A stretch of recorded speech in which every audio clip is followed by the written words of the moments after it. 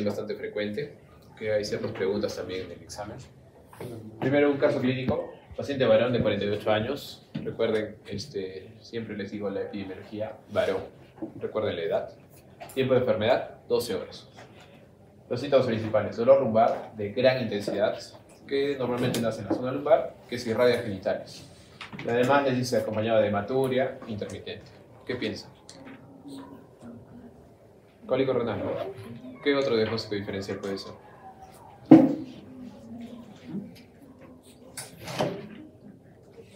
Sangrado, dolor de espalda, de repente algunos síntomas irritativos. Infección urinaria, podría ser, ¿no? Sí, una pilonephritis también, un poco más alejado, pero puede ser.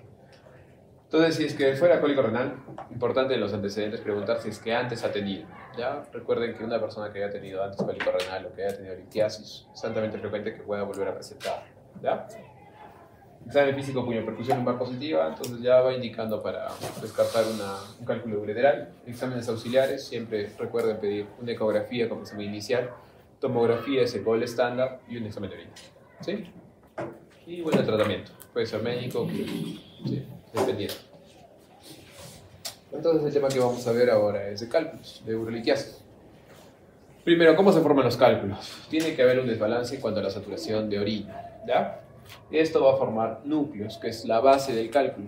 La mayoría son heterogéneos, es decir, que son de varias sustancias.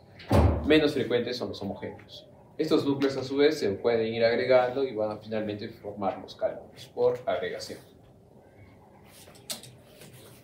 Hay ciertos factores que pueden conllevar a la formación de cálculos, como obstrucción del flujo de salida de orina, puede ser hiperplasia prostática, infecciones urinarias a repetición, sobre todo los cálculos de Proteus mirabilis o los cálculos de coraliformes, por deshidratación crónica y por presencia de cuerpos extraños, porque la redundancia también puede ser la sonda vesical.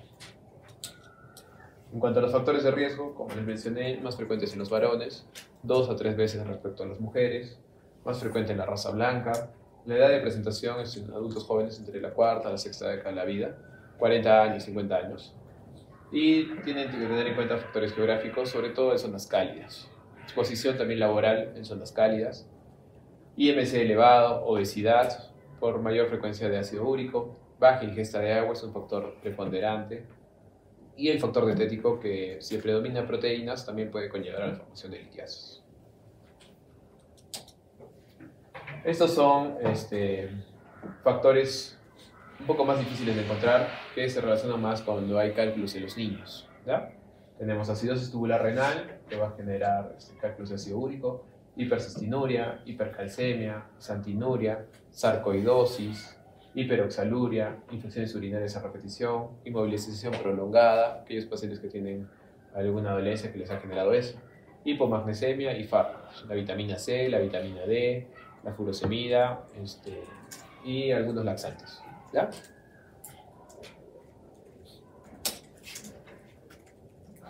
Bueno, vamos a ver de acuerdo a los tipos de cálculo, de acuerdo a la sustancia. El más frecuente es el oxalato de calcio monohidrato, ¿ya? Un 55%. En segundo lugar van los de dihidrato de oxalato de calcio. Acá ciertas características que tienen que saber. Primero, que son radiopacos, es decir, que se van a ver en la radiografía. Y el pH urinario va a ser neutro. De ahí en frecuencia aparece el de ácido úrico, que es radiotransparente, es decir, no se ve en la placa radiográfica. Y el pH urinario es ácido, ¿ya? Luego en menos frecuencia los de estrubita, que se relacionan con los cálculos coraliformes, son radiopacos y usualmente el pH es alcalino. Ya en menos medida uruchita, carbapatita y finalmente los de cistina, que también se relacionan con pH ácido, ¿ya? Entonces, si viene un caso clínico con ciertas características, puedes para indicar sobre todo el tipo de cálculo, ¿ya? ¿Sí? Acá son imágenes radiográficas para ver dónde están los cálculos. Está en el uréter distal, que se ve también en la placa radiográfica, que es también el punto blanquecino. Aquí. ¿Sí? Los cálculos pueden ser de diferentes formas. Por ejemplo, este es un cálculo casi esférico, que está en la salida del uréter, justo ahí en la zona de la pelvis. También puede ser en la zona uretral, en el uréter medio, en el uréter proximal. Y finalmente vamos a hablar acerca del cólico renal, que tiene ciertas características que son típicas. Primero, por su nombre, este dolor, ¿cómo va a ser? Cólico. ¿Qué significa? Intermitente. que va y viene, ¿ya? Y se produce por acumulación de la orina, sobre todo en la zona del uréter proximal, que va a inervar la zona de la fascia gerota. Y ahí comienza el dolor.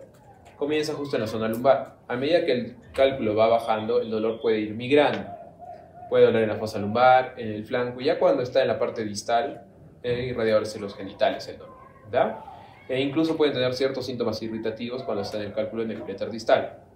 Es un dolor que es bastante intenso, ¿ya? Y que se asocia a náuseas, a vómitos. Es intermitente, no se hace movimientos, como les mencioné, la irradiación, puede asociarse a luces irritativos, puede tener hematuria intermitente, asociada a náuseas y vómitos y a fiebre, si es que de repente también tiene infección urinaria, ¿ya? Eso lo ayuda a diferenciarlo, por ejemplo, de un dolor de apendicitis, que es un dolor continuo en ese lado, al menos en el lado derecho, ¿ya? Entonces, si es que viene un paciente presentando esa sintomatología, el primer estudio que le van a pedir es la ecografía. ¿Cuál es la idea de pedir la ecografía? Ver. ¿Qué quieren ver en la ecografía cuando viene por cólico renal? Exacto. ¿Por qué? Porque sospechan de que un cálculo, si es que tiene hidronefrosis ese paciente, ¿dónde estaría el cálculo? En el uréter, en cualquier parte del uréter, ¿ya? Si es que ven la hidronefrosis de ese paciente, entonces le pedirían una. ¿Cuál es el gol estándar? ¿Qué estudio imagenológico? Una tomografía. ¿Con contraste o sin contraste? Sin contraste. Sí, académicamente sin contraste. Ya en la vida real solemos pedirle con contraste, sobre todo para ver la planificación quirúrgica, para ver qué tan obstruido es esa vía. ¿Ya? Pero en los exámenes sin contraste, ¿ya? Porque justo hay una pregunta así. Y también adicionalmente en la ecografía pueden ver los cálculos en el riñón, pero es muy difícil ver los cálculos en el uréter, ¿ya? Se interponen los intestinos y es muy difícil. Pueden pedirle además el examen de orina para ver el pH urinario, pueden ver hematíes. ¿Qué otros estudios? Pueden pedir una radiografía simple. Y el urograma, respecto a la radiografía intravenosa, era antes de la época de la tomografía. Y la tomografía viene a ser el estándar de oro, ¿ya? En cuanto al tratamiento, ¿qué es lo primero que harían cuando viene un cólico renal? Obviamente ya está con los estudios todo. ¿Qué tienen que hacer? Calmar el dolor, ¿ya? El dolor primero lo pueden calmar en primera medida con los aires, ¿ya? Diclofenaco, ketorolaco, ketoprofeno. En segundo lugar puede ir el metamizol. Y en segunda medida los opioides. A la cabeza el tramador, ¿ya? No van a colocar ningún antiespasmódico, no está en la guía y no se debe colocar. Enclava más el cálculo. Adicionalmente lo pueden, concomitantemente, además de los aires, pueden darle un alfa bloqueador, que conocen, la tamsulosina, o un calcio-antagonista que también ayuda en el nifedipina. Si es que a pesar de la medicación no calma el dolor, ese paciente entra para drenaje de la vía urinaria. O bien se le coloca un catéter JJ, o bien se le coloca una nefrostomía, o bien se tritura el cálculo. ¿Ya? ¿Sí?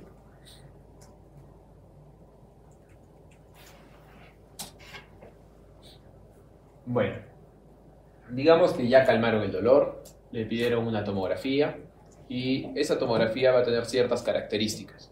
Esas características les van a permitir a ustedes ofrecerle a ese paciente un tratamiento médico expulsivo. ¿Qué significa? Darle medicación para que se expulse el cálculo espontáneamente sin necesidad de intervenir. Esas características, ¿cuáles son? Primero, que el cálculo usualmente esté en el uréter distal, que sea de un tamaño pequeño, menos de 1 centímetro, menos de 7 milímetros, que usualmente es el grosor del uréter. Segundo, que tenga buen control del dolor, es decir, que ya no esté doliéndole, que no tenga infección urinaria, que no tenga sepsis y con adecuada función renal. A ese tipo de pacientes se le puede ofrecer tratamiento médico expulsivo, ¿ya? El tratamiento médico expulsivo consiste en brindarle AINES, brindarle alcalinización de la orina y también alfa-antagonistas, alfa-bloqueador o un bloqueador de canal de calcio que se les brinda durante 3 semanas. Y en ese lapso de tiempo usualmente tiene que eliminar el calcio. ¿Ya? ¿Sí? Entonces recuerden, si es que les van a decir un cálculo de 1.5 centímetros en el uréter proximal, no, ¿ya? O si es que tiene sepsis, infección urinaria, no van a marcar tratamiento médico expulsivo, ¿ya? Por favor. Ahora vamos a pasar a aquellos cálculos que no duelen, que son asintomáticos, que usualmente se encuentran espontáneamente o incidentalmente. Son tipo de cálculos que se le puede pedir una serie de batería una vez de que ya lo hayan descubierto. Aparte de la ecografía, se le va a pedir una tomografía para evidenciar dónde está, el tamaño exacto, el volumen, la ubicación. Se le puede pedir un examen completo de orina y se va a evaluar la carga litiásica. ¿Qué significa? Es ver el tamaño de ese cálculo con ciertas características para cuando le ofrezcamos nosotros tratamiento quirúrgico, ver si es que en ese tratamiento quirúrgico podemos eliminar al 100%. ¿Ya? Son dos clasificaciones importantes, la de Gallstone y la de Stone Score. ¿Ya? En esta imagen vemos la ecografía, en la imagen de la izquierda estamos viendo el cálculo que señala con la flecha de amarillo, con la sombra acústica. Y en la imagen de la derecha está viendo la hidronefrosis de ese riñón, donde probablemente el cálculo esté en el uréter. ¿Ya? Acá son un cálculo de uréter distal que estamos viendo en la tomografía y un cálculo piélico. Entonces, primero empezamos con la clasificación de Gallstone. La primera es de grado 1, que son los cálculos más sencillos. Son un cálculo que está en el cáliz inferior o en la pelvis con anatomía conservada. Usualmente tiene un buen porcentaje de que nosotros operamos y se resuelve la totalidad del cálculo. El grado 2, ya el cálculo o está arriba en el cáliz superior, o hay dos cálculos, uno en superior y uno en medio, o hay un cálculo en el cáliz inferior pero con anatomía alterada. Grado 3, hay dos cálculos con anatomía alterada. Hay un cálculo que está en un infundíbulo o es un grado 3 que tiene un cálculo coraliforme parcial, es decir, toma la pelvis con una de las ramas de los cálices. Y el grado 4 es el más complejo. Es un cálculo coraliforme completo que toma toda la pelvis y todos los cálices. ¿Ya?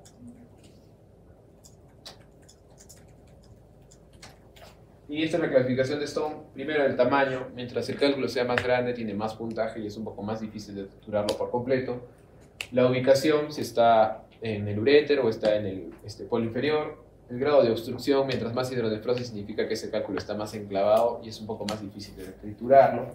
El número de cálculos y también la dureza. Un cálculo blando, menos de 1000 unidades Hansfield, es más fácil que un cálculo duro de más de 1000 unidades Hansfield. ¿Ya? Y con eso también les damos un puntaje que también advierte al médico y al paciente para poder explicarle que de repente se deben hacer 1, 2 intervenciones, 3 intervenciones para poder triturar por completo su cálculo. Esas dos clasificaciones no se las voy a preguntar, solo quiero que tengan los conceptos claros para ver el grado de dificultad, ¿ya? Que es más de especialidad. Bueno, el cálculo coraliforme, primero parcial o completo, parcial cuando solo toma uno de los cálices, completo cuando toma todos. Se relaciona con los cálculos de Struvita, como los que habíamos mencionado. ¿Y con qué bacteria? Proteus. Ajá, mira bien. En menor medida con cistina y con los de acá, apatita. Factores de riesgo pueden generar ictus recurrentes, sepsis, dolor y finalmente fallar. Ese es un cálculo coraliforme, por ejemplo, parcial, ¿no? Solo toma la pelvis y un cáliz inferior, del lado izquierdo. Entonces, en líneas generales vamos a ver el tratamiento de los cálculos urinarios. Primero, el objetivo es eliminar toda la carga litiásica. Segundo, preservar la función de ese riñón, de ese paciente. Tratar las anomalías metabólicas es importante porque si no va a seguir formando cálculos.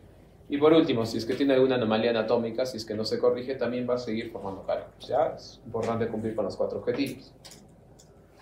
Entonces, hay diferentes opciones. Hemos visto la vigilancia activa a través del tratamiento médico expulsivo, que ya lo hemos mencionado. La quimiolisis significa cambiarle el pH urinario al paciente, sobre todo en los de pH ácido. ¿Ya? Ahorita lo vamos a ver en la siguiente diapositiva. La litericia extracorpórea, que tuvo su auge hace unos años, por ondas de choque. Y luego la estación activa de cálculos, que es lo que más ha evolucionado en la urología, que es lo que vamos también a revisar. Entonces, primero la quimiolisis es tratar de desintegrar químicamente, sobre todo la arenilla renal, y cambiar el pH urinario para que no siga formando esos cálculos. Está probado que los que tienen pH ácido y los de ácido úrico, brindarles citrato de potasio puede ayudar a que esa arenilla se desintegre y no forme nuevos cálculos. Es poco probable que vaya a desintegrar el cálculo, ya no se lleven esa idea, suele ser muy difícil. La idea es de que no siga formando o que esa arenilla no se siga formando para los cálculos, ¿sí? En cálculos de calcio se estudiaba el magnesio y el fitato que inhibirían la cristalización, ¿ya? Entonces, si tienen, por ejemplo, un paciente con un cálculo pequeño de 4 milímetros en uréter distal, que le han hecho un examen de orina con pH ácido, a ese tipo de pacientes sí se les puede brindar citrato de potasio, ¿ya? Pero es importante que si es que tienen otro tipo de paciente, digamos, paciente que tiene un cálculo un poco más grande, con un pH alcalino, si nosotros vamos a alcalinizar la orina, ¿vamos a ayudar o perjudicar? Perjudicamos, ¿no es cierto? Entonces es importante evaluar siempre el pH urinario de ese examen de orina. La litrosis extracorpórea es una recomendación de tipo B que usualmente se aplicaba para aquellos cálculos que estaban en el riñón, que eran un poco grandes, pero menos de 2 centímetros, cálculos que son blandos, menos de 1000 unidades Hansfield o menos de 900 unidades Hansfield, y que se encontraban del uréter proximal hacia y riñón. ¿Ya? Tuvo su auge y sí fue ampliamente usado. Hay ciertas contraindicaciones y complicaciones que se los puse porque también he visto preguntas relacionadas a esto. Contraindicaciones, por ejemplo, en el embarazo, diátesis hemorragia, ictus, malformaciones, obesidad, aneurisma, obstrucción urinaria, distal, y ciertas complicaciones después del procedimiento. Uno, por la anestesia. Segundo, por la incidencia de los rayos, pueden generar un hematoma perirrenal. Como los va a fragmentar los cálculos, esos cálculos pequeños fragmentados pueden caer por la vía urinaria y generar el cólico renal. Fiebre o sepsis al momento de triturar los cálculos, y 2 a 6% pueden obstruir la vía urinaria. Entonces, esta diapositiva es clave. ¿Ya? ¿Cuándo nosotros abandonaríamos un tratamiento conservador? Es decir, un tratamiento médico expulsivo, una vigilancia, en ese tipo de circunstancias, ¿no? Si les ponen paciente que presenta fiebre, no. Paciente que tiene obstrucción urinaria persistente y hidronefrosis severa, obviamente tampoco. Obstrucción con compromiso de la función renal, dolor recurrente persistente o inconversible, insuficiencia renal previa, que sea quizás monorreno, que tenga hematuria o cálculos grandes, tienen que ser tratamiento activo, ¿ya? No hay forma de que ustedes le vayan a ofrecer tratamiento conservador, ¿ya? Entonces, de acuerdo a la ubicación y de acuerdo al tamaño, se va a ofrecer diferentes alternativas. Puede ser que el cálculo esté en vejiga, como están viendo en la imagen. Cuando está en vejiga, se puede aplicar a través de la vía de la uretra una cistolitotripsia. Puede ser neumática, puede ser con láser, o incluso una cistolitotomía, es decir, aperturar y sacar, si es que de repente no tuvieran las herramientas. Ahora, a medida que el cálculo esté en el uréter, puede ser proximal o uréter medio, se puede utilizar un ureteroscopio semirrígido, que no permite doblar porque justamente los cálculos están en el uréter distal o medio, entonces te permite ingresar. Pero si ya el cálculo está más superior, tiene que ser un ureteroscopio flexible, que pueda flectar, girar, como el endoscopio que utilizan los gastroenterólogos, algo similar, solo que el tamaño es más delgado. Y bueno, ahí se utiliza la energía láser y se puede triturar esos cálculos. Pero cuando el cálculo ya está más grande, como están viendo en la imagen de la izquierda, se va a hacer un acceso percutáneo en la zona lumbar. Es una nefrolitotomía percutánea, ¿ya? Entonces, habiendo dicho esto, la guía europea lo divide de acuerdo al tamaño, ubicación y ofrece ciertas alternativas. Primero, cuando el cálculo esté en el uréter proximal, es decir, pegado desde el riñón, cuando es más de 1 centímetro, la guía dice URS, que significa ureterolitotripsia, ¿ya? O la extracción activa con la endourología. En segunda medida, la litotripsia extracorpórea. Cuando es menos de 1 centímetro, puede ser cualquiera de los dos, ¿ya? SWL es litotripsia extracorpórea en inglés. Y cuando está el cálculo en uréter distal, es decir, pegado a vejiga, más de 1 centímetro, primero la ureterolitotripsia, en segundo lugar la litotripsia extracorpórea, menos de 1 centímetro, cualquiera de los dos. Y luego cuando está el cálculo en el riñón, cuando es más de 2 centímetros, en primer lugar la nefrolitotomía percutánea, ¿ya? Puede ser con láser o con energía neumática. En segundo lugar, la ureterolitotripsia endoscópica combinada o la litotripsia corpórea. De 1 a 2 centímetros puede ser cualquiera de los dos. Menos de 1 centímetro indica que puede ser litotripsia corpórea o la ureterolitotripsia. Y en segundo lugar, la nefrolitotomía percutánea. Y hay una salvedad nomás cuando está el cálculo en cáliz inferior, de acuerdo a la anatomía. Si es favorable, la endourología o la extracción activa, y cuando es desfavorable, cualquiera de los dos, ¿ya? Entonces, tenemos un video de una cirugía de ureterolitotripsia flexible. Están viendo primero la camiseta de trabajo, la vaina ureteral que está en el medio del uréter. Ingresa el ureteroscopio, que es el que está ingresando con la camarita, y estamos casi en el uréter proximal pegado hacia el riñón, y eso amarillo que están viendo ustedes es el cálculo, ya que está obstruyendo la salida de la orina. Entonces luego va a salir por ahí la fibra láser, Ahí está. Y lo empieza a triturar. Puede triturarlo o puede fraccionarlo. Es de acuerdo mucho al tipo de energía, a la fuerza y también a la frecuencia con la que se utilice. Mientras más energía y más frecuencia lo va a pulverizar. Pero si es que de repente la frecuencia no es tan alta, lo va a triturar, ¿no? Ven que lo hace como una galleta, ¿no? Ese polvillo. Finalmente ya casi está hecho polvo y se entra a revisar la cavidad. Eso están viendo, es el riñón, es como un queso de las caricaturas con huequitos, tal cual, son los cálices, ¿ya? Y listo, ¿sí? Este, en cambio, por ejemplo, es un cálculo que está en la vejiga, que es grande. Se hace una sistolidotricia, pero eso es con energía neumática. Es lo que antes se hacía antes en boga del asa. Es una varilla que golpea con la fuerza del oxígeno, del aire. Y lo tritura, lo parte. Sigue siendo útil, sobre todo en cálculos grandes, de repente que se en vejiga, ¿no? Como un picapiedra.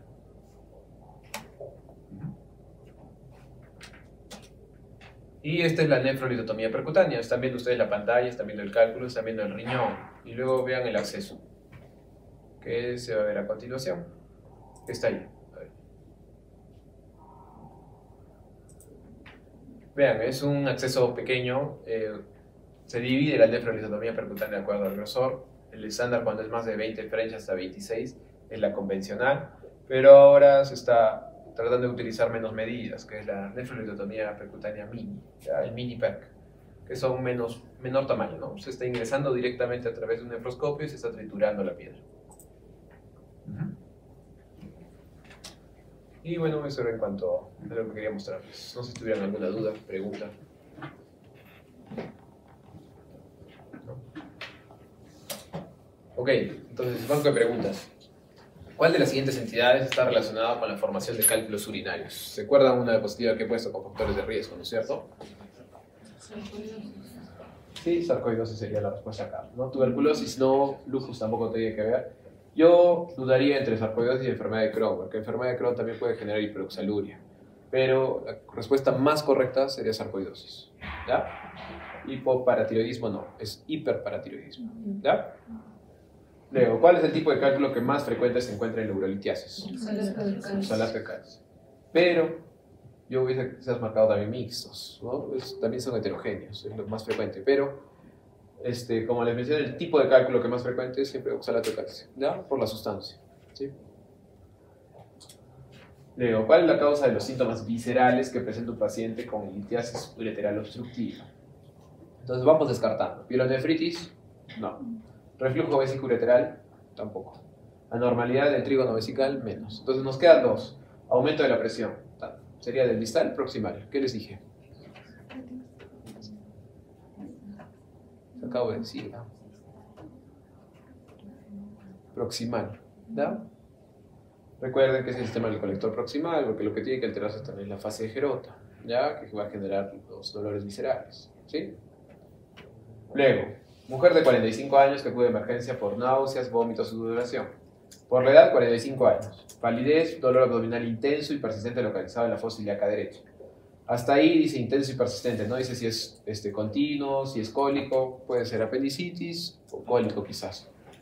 Irradiado, ya cuando le dice irradiado hacia las zonas inguinales genitales, descartamos un poco apendicitis porque no es lo típico. El antecedente posoperado hace 8 meses de trauma abdominal, eso ya los está queriendo desviar. Dice afebril, abdomen blando, depresible, descarta cualquier patología quirúrgica aguda. Dolor en el flanco, fosa ilíaca derecha, corrección peritoneal dudosa. ¿Cuál es su problema de diagnóstico? A ver, síndrome adherencial. ¿Les dice algo de que tenga vómitos por gases o algo extra? No, lo descartamos. Peritonitis. Tampoco no hay nada en el marco que nos pueda marcar eso. Torsión de quiste anexial, por la edad, un poco difícil. Apendicitis tampoco, porque tiene un abdomen blando depresible, ¿no? ¿Cuál es la respuesta más correcta? Cólico, ¿no? Luego, varón de 40 años, actualmente asintomático, que presenta hematuria hace una semana. Ya, varón, 40 años y hematuria. Va por ahí, ¿no? Cólico, de repente ITU. No infección urinaria, descartamos ITU. Se sospecha la presencia de litiasis. Ya les dije que tiene urolitiasis. Entonces ahí la pregunta ustedes tienen que entender. Dice, ¿cuál es el examen auxiliar a solicitar? ¿Qué está diciéndoles? ¿Cuál es el examen auxiliar preferencial? ¿O cuál es el preferente de este paciente? ¿Qué sería? Tomografía abdominal sin contraste. Una tomo, sin contraste. Y como les dije, mira, les marca también con contraste. ¿Da? Tomografía abdominal sin contraste fue la clave de ese año. ¿Da? Duden si es que es ecografía porque tendría que ser inicial. Si les dice inicial, sería eco. Luego, ¿cuál es el tratamiento indicado? Paciente que tiene un cálculo urinario de 9 milímetros en el tercio medio. No les dice tercio distal, dice tercio medio. Intervención quirúrgica, nefrostomía percutánea, endoprótesis, ya, vamos descartando. Alcalinización de la orina, no. Litotrisis extracorpórea, no, porque hemos dicho que la litotrisis extracorpórea es preferentemente de uretra proximal para arriba. Endoprótesis, nada que ver. Nefrostomía percutánea, no dice que está obstruido, ni que tiene una gran retención, ni hidronefrosis severa, no dice nada de eso. Entonces, ¿cuál sería? Intervención quirúrgica. ¿Ya?